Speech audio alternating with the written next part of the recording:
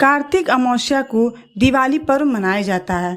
सनातन धर्म का यह बहुत बड़ा पर्व होता है। इसे अंधकार के ऊपर प्रकाश की जीत पर मनाया जाता है और कहते हैं कि इस दिन श्री रामचंद्र जी अयोध्या वापस लौटे थे 14 वर्ष के वनवास के बाद। तो इसी खुशी में दिवाली का पर्व मनाया जाता है।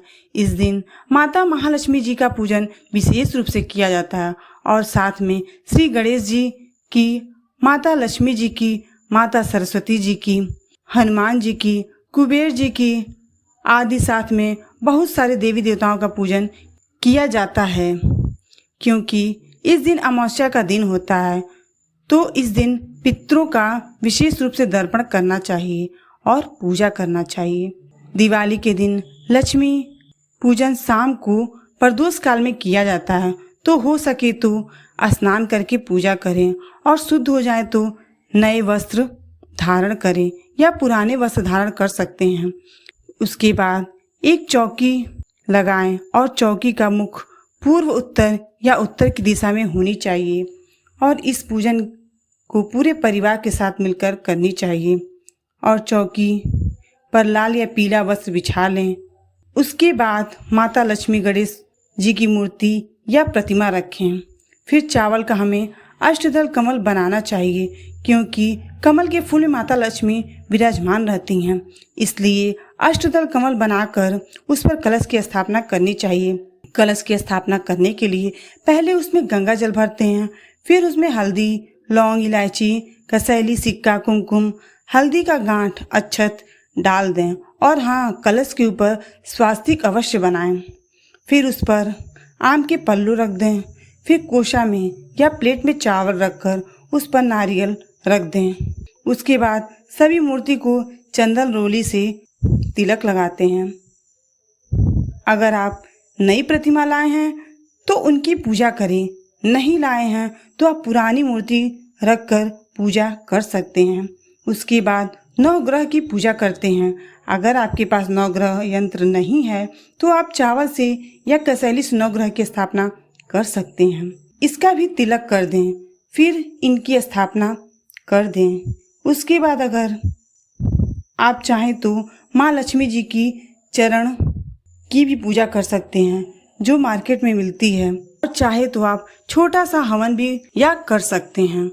और माता लक्ष्मी जी के चरणों के नीचे चावल अवश्य बिछा दें और उसके बाद षोडश मातृकाओं की स्थापना करेंगे। अगर षोडश मातृकाओं की स्थापना नहीं कर सकते हैं तो भी लक्ष्मी गणेश जी की पूजा कर सकते हैं। इसके बाद हम शुद्धिकरण करेंगे जल का छींटा देते हुए।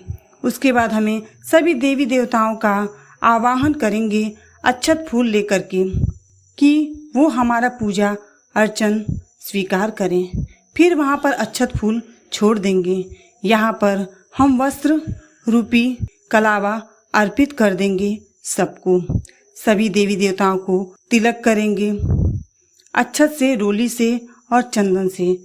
जो भी आपने पूजन के लिए खरीदा है वस्तु, उस सब की पूजा हम करेंगे और उस पर टीका लगाएंगे। कुबेर पोटली और धन वर्षा पोटली जो बनाई है उसकी भी पूजा करेंगे। दीप भी दिखाएंगे। सभी को चक्र और कवलगट्टे की पूजा करेंगे। यहाँ पर जो भी नया सामान लाए हैं उन सब की पूजा करेंगे। फिर उसके बाद जनेऊ अर्पित करेंगे गणेश भगवान जी को, षोडश मातृकाओं का। उसके बाद माता को चुनरी भेंट करेंगे और सारा सामान चढ़ाएंगे और माता लक्ष्मी जी को कमल का पुष्प भेंट करेंगे तथा साथ में गणेश जी को लाल पुष्प और सरस्वती माता को सफ़ेद पुष्प इस प्रकार अर्पित करेंगे और साथ में सुहाग का सारा सामान भी चढ़ाएंगे। उसके बाद सप्तधान जरूर अर्पित करें माता को और धनिया अवश्य भेंट करें। और भोग प्रसाद में जो भी मिठाई हो आप उसे अवश्य भोग में लगाएं तथा 5 या 7 प्रकार के फल चढ़ाएं और माता को इत्र जरूर लगाएं। फिर 5 पान को लेकर उसमें लौंग, इलायची, सुपारी और बतासा और जो भी प्रसाद में रखा है वो रखकर जरूर चढ़ाइए। और फिर 5 या 7 दिए घी के जलाते हैं, बाकी सब सरसों के तेल में जलाते हैं। माता को हल्दी कुमकुम अत्यधिक प्रिय होता है तो किसी दिए में भर करके माता को अवश्य चढ़ाएं और उसके बाद उसे आप प्रयोग में ला सकते हैं। और हाथ में अक्षत फूल लेकर कथा अवश्य सुननी चाहिए। कथा संपूर्ण होने के बाद हमें माता लक्ष्मी सहित सभी देवी देवताओं को आरती दिखानी चाहिए और पहले गणेश जी की आरती गाएंगे, फिर माता लक्ष्मी जी की आरती गाते हैं। उसके बाद कवलगट्टे से हवन अवश्य करें, क्योंकि कवलगट्टा अत्यधिक प्रिय होता है माता लक्ष्मी जी को और अमावस्या के दिन होता है, इसलिए खीर अवश्य बनाई जाती है और खीर भी आहुति में देंगे और यहीं पर माता लक्ष्मी जी की जाप भी कर सकते हैं। और हाँ, साथ में झाड़ू की पूजा अवश्य करनी चाहिए, क्योंकि उसमें माता लक्ष्मी विराजमान होती हैं। आने वाली दिवाली आपके लिए और आपके परिवार के लिए बहुत ही शुभ और मंगलमय हो। हैप्पी दिवाली।